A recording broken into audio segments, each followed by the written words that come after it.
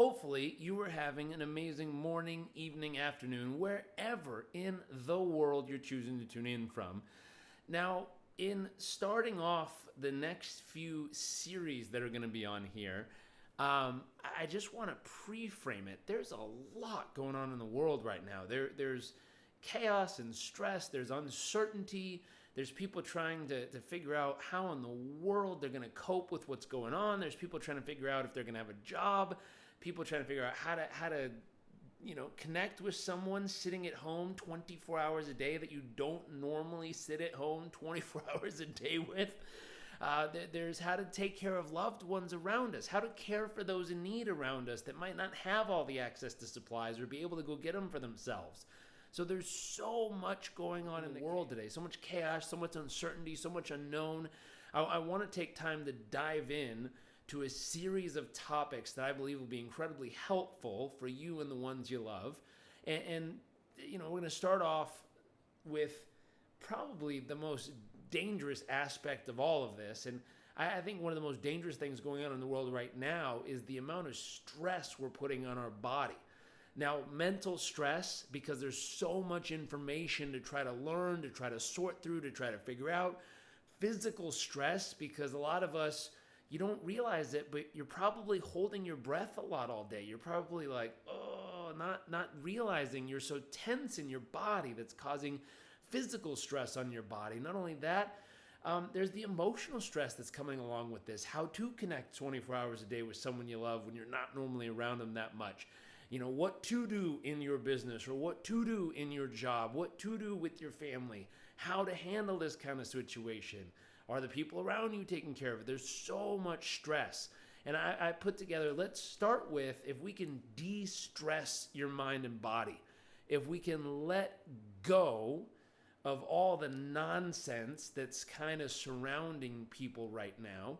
And I put together just 10 ways you can do that are easy. You can do them from anywhere. And my hope is, number one, you'd make sure you're applying this in your own life and letting it go.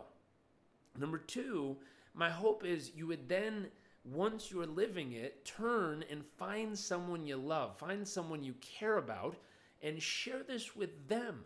Help them to get rid of the stress. And if you think of that like popcorn, the thing they're afraid of is a disease passing around the world. And why not let's help de-stress each other? You do not have to go visit them in order to help them de-stress. You just have to share a couple of these tools with them. I'm going to give you 10. And I'm seeing lots. I'm seeing yoga, meditation. Well, let's start off with a few and see if these are helpful. They might be things you might not have thought of yourself just yet. Number one, you have to study and master your breathing. So the reason I start with the breath is physical tension is found in our breath. A lot of times, I don't know if this has happened to you, someone might bring up a topic, and in that topic, you go, I'm fine. I'm totally A-okay. Like, zero issues with it whatsoever. Normally, the more stuff like this a person says about the topic, usually a key indicator, they have more issues about it than they're willing to admit. Now, an easy way to tell if you have something hooked in your nervous system, if it means something more than you think it does to you and it's causing stress, how to tell, get a heart rate monitor. Let me see if I have one. I don't see it around here. So there's these little things you can get that it's a O2 monitor, an oxygen monitor for your blood. You put it on your finger and it just monitors your active live heart rate. You can get a polar chest strap. You can get a Fitbit, a Whoop, any of these things. They measure your active heart rate.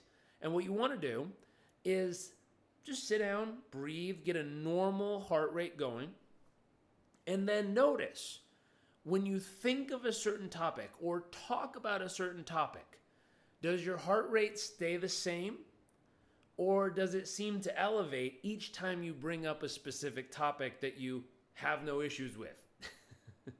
If it keeps elevating, that means your nervous system has something connected to it, and you need to learn how to do 3 things with your breath. Number one, if you're connected to it and you need to reset, you need to learn how to take something that has a hook on you in your nervous system. And how do you tell that? Because your heart rate elevates and stays elevated whenever you talk about the topic. So you know it's got a hook on you. Number one, you got to learn how to let it go, how to release it. Now, how do you do that? I can give you 3 simple breaths. We could do this together right now. If you're feeling any kind of tension in your body, try these breaths with me right now on this live. So we're going to breathe in really slow through your nose. It's just going to be a long, deep breath, like at the very top, when you're completely filled with air, when you got nothing else you can fit in your body, what I want you to do is I want you to hold your breath and put a little bit more air, like force it in, like that. Then I want you to hold your breath and I want you to bear down. I want you to squeeze everything, your head, your toe, your face, your shoulders, your arms, your hands, just squeeze. And I want you to squeeze, squeeze, squeeze. We're going to count to 5, and on 5, you're going to let it go. When you let it go, you're going to open your mouth and you're going to collapse your head and shoulders. You're going to let it fall, just like fall. And what's going to happen is we're going to imagine collapsing out all the air at once and just letting it go. So ready? Let's try it. Slow breath in through your nose. A little more in. Bear down. Squeeze. 5, 4, 3, 2, 1. All the way out. Make sure to drop your head and shoulders. It's doing something very important. 1 time in through your nose. A little more. Squeeze. 5, 4, 3, 2, 1. All the way out. 1 more time. All the way in. A little more through your mouth. Squeeze. 5, 4, 3, 2, 1. All the way out. Now, what's interesting, if you check your heart rate, it'll have gone up. But now that you've done that 3rd breath, it should naturally start to come down. And you'll notice, really simply, you kind of reset your entire nervous system. Now, you completely reset your entire nervous system right there. Second type of breathing you're going to need is how to maintain a smooth, relaxed breath. Now, there's lots of things we talk about that you can do during the day, something like box breathing to maintain that calm, rhythmic breathing, which is just 4 seconds in through your nose, hold it for 4 seconds, breathe out for 4 seconds, hold it out for 4 seconds, and repeat. Another thing you can do once in the morning and once at night to maintain that calm, centered state all throughout the day is train your body how to get there. It's really simple. Spend 20 minutes in the morning. You can download an app called Breathe. And it has a little circle that's going to get really bigger when you breathe in, and it's going to get real small when you breathe out. That's all it's going to do. Set it for 20 minutes and set the timer for 4 seconds in and 8 seconds out. And literally just breathe with it for 20 minutes in the morning and 20 minutes at night. If that's all you do, you'll start to train your nervous system to get back to calm. The app is called Breathe. That's all it is. So number 1 is that reset breath, the 3 sets that reset. Number 2, the app called Breathe. 20 minutes of breathing in the morning, 20 minutes of breathing at night. It's going to reset your nervous system back to calm. The 3rd breath is how to amplify and get energy into your body. Easiest way to do this, there's another app called XPT, Extreme Performance Training. I want you to download it, go into the free section, and in that app, there's something called Midday Energizer. You can use this to amplify your energy when you need it throughout the day. So number 1 on my list of 10 things here, study and master your breathing. Know how to amplify your energy, know how to maintain calm and focus throughout the day, and know how to completely reset your nervous system to get back to your center if need be. If you get hooked or triggered, how do you know you're triggered or hooked? Look at your heart rate whenever you talk about a subject. If it consistently goes up, you're hooked. Go release it. Go let it go. Number 2, 10 minutes of daily meditation. So we're huge fans of a device called Muse. It's a medical grade EEG band, goes on your forehead. Actually just got a brand new one that arrived. But it's something you can do to measure your brain waves on how well, when you sit down and meditate, how well as a grown man or woman can you clear and focus your mind during chaotic times like this. If with your best effort for 10 minutes, you can't focus your mind, my goodness, how in the world are you going to get anything done all day? Now, most of us are constantly distracted right now because of what's going on around the world, and we need to practice focusing our mind, practice being laser focused, yet aware of the chaos. I'm not saying ignore it. I'm not saying turn it off. I'm not saying run from it. I'm saying, can you stay focused even when it's going on directly around you? You need to be able to practice this. So I'd recommend go get a device. It's called High Performance Muse. 10 minutes a day of meditation is perfect. It's a great way to train your ability to stay focused. Number 3, if you want to feel calm and peaceful during times like this is going to sound overly simplistic. You have to value calm and peacefulness. If you don't value being calm, you're not going to work to get calm. If you don't value having peace in your life and peace of mind, you're not going to work towards it. You're not going to put in the energy and effort necessary to get there and maintain it. So you got to value it. You got to sit down and say, why is it important to me to have peace of mind every day? Why is it important to me? Why is it important to me to have calm in my life right now? And what can I do to move closer to that right now, this moment today? Number 4, oh my gosh, one of the scariest things people have to deal with right now are people who are being forced to go home and stay home by themselves. Now, most of us are thinking, how scary is that? Big freaking deal. This is the scariest thing that's going to happen to some people on here, because then you have to deal with yourself 24 hours a day. You got to deal with the inner critic. You got to deal with the inner demons, the stuff you don't even want to think about or feel, the stuff that annoys you, the stuff that irritates you, the stuff you judge the shit out of yourself about. All that stuff is in there, and you got to deal with it when you just have to sit there. That's why there's a thing in yoga called Vipassana. It's a silent retreat. Every person I've talked to who sat in 7 days of silence, saying nothing, reading nothing, listening to nothing, doing nothing for 7 days, have told me it's been the hardest 7 days of their entire life because of what goes on up here.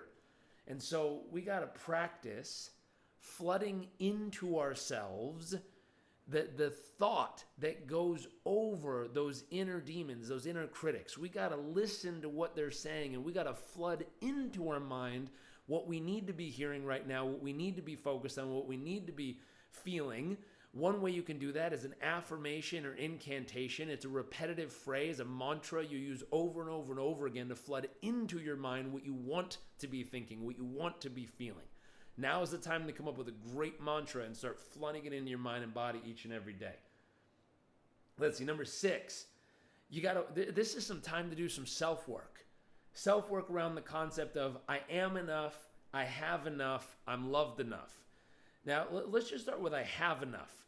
My goodness, how many people are out right now scrambling to buy supplies, scrambling to hoard, scrambling to get more so that they're certain that they have enough to survive whatever's coming, that they can make it through these times.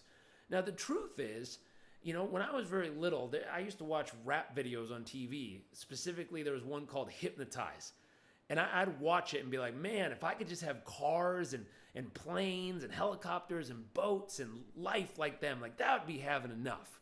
I remember I went and lived in Uganda in a rural farming village, no running water, no electricity, no toilets. And I was like, man, if I could just have the basics, I got more than enough in life. I got sick with malaria. I got told literally I had 6 days left to live. And at that point, I'm like, man, if I just had good health, I have more than enough in life. I met a friend named Kaylas. She was born with cystic fibrosis. This young lady had a double lung transplant. They cut her open, pulled out her lungs, put a new pair in, sewed her up, prayed and hoped in the morning to see what would happen. She survived it. She came out, met a guy. They got, married. They fell in love. So many months later, she had this weird seizure. She went back to the hospital, found out the lungs weren't working. They told her, why don't you just go home? Nothing else we can do. I'm so sorry. They wrote 100 letters to 100 hospitals. 4 wrote back, 1 accepted her, and they brought her in for her second double lung transplant. After having her second double lung transplant, she came home. Everything was working. Her husband in an interview told me the biggest smile I've ever seen on my wife's face was the day she woke up from that second double lung transplant and wrote on a little board, and when she turned it around, it said, I can breathe.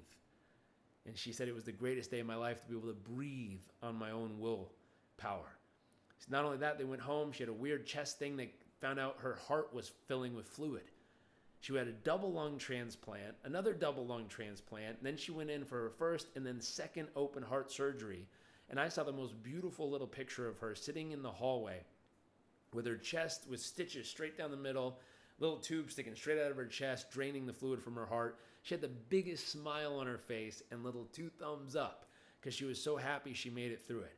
And in that moment, when it comes to the thought of I have enough, by golly, if there is a heart beating in my chest, whether it's real or a pacemaker, if there's something beating in your chest, keeping you alive, if you can go and fill your lungs with air on your own might, my God, you've got more than enough. You got to remind yourself of that, and especially in times like this when people are freaking out trying to go buy more supplies and more food and more stuff, because if they just had more, then they can survive. The truth is, put your hand on your heart. Feel a couple beats. Take a big breath of air. If those two things are working, you have more than enough. You just have to remind yourself of that each and every day, especially in the midst of chaos, especially when everyone else is freaking out. You got to remember that. Got to remember that. Number 7, to build a community that supports your choices. You know, if you want to be healthy and happy and fulfilled and alive and joyful, you got to handpick the community around you right now. You got to look around you and say, who else is focused on doing good? Who else is focused on enjoying their life right now? Who else is focused on making the most and preparing for what's next? Who else is really focused and dedicated and committed to staying on track and staying at their best? I'm going to make friends with them. I'm going to check in with them daily. I'm going to support them. I'm going to cheer them on. I'm going to have their back. And I'm going to ask if they could have mine. I'm going to ask if they're going to cheer me on. I'm going to ask them for their support as well. And together you can fortify kind of a little team to support each other through chaotic moments like this. Check on each other, push each other, hold each other accountable to be your best when everyone else is crumbling. Number 8, my goodness, have boundaries that cut out drama and negativity. This is really, really important. This is where you got to fortify your mind. Something my dad taught me many, many years ago. You know, if your worst enemy comes and puts sugar in your coffee, what happens? Nothing. You got sugary coffee.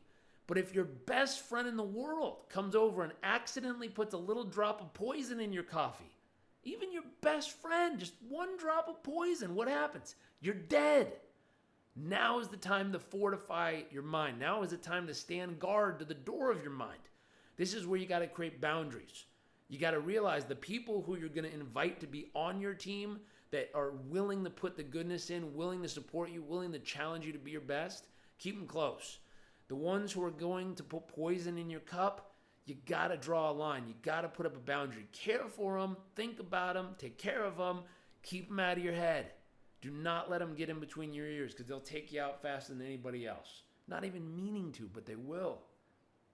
Let's see, number 10, finally, you got to create a belief system that has filters that filters out everything except for the joy you want to feel and the calm and the peace.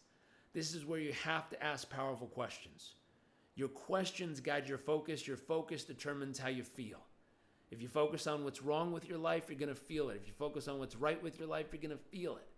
This is where you have to ask powerful questions. So what is a question you could ask yourself all throughout the day to keep your mind focused on what's right with your life? One of my favorites, where is the miracle in this moment?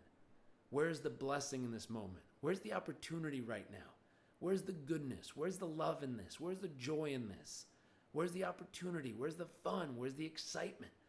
Think of what you want to feel and ask your brain, demand of your brain to find it. Where's the miracle in this moment right now? And if you keep asking yourself that question, if you keep digging for it, your brain will find it. Train yourself to go there. Train yourself to look for it. Make it happen. Again, these are just 10 little things you can do right now to get the stress out of your own life, out of your own nervous system. Please pass this on. Tag someone who needs to see it. It'll be over on YouTube in a day or so. But please take one of these tools, put it to use, get the stress out of your mind and body, and then teach someone else you love and care about how to do it for themselves as well. I'm going to keep going here on this series to help support you during these times. So pay it forward, help some others, invite them to come tune in each day. God bless, and I'll talk to you all tomorrow. Bye.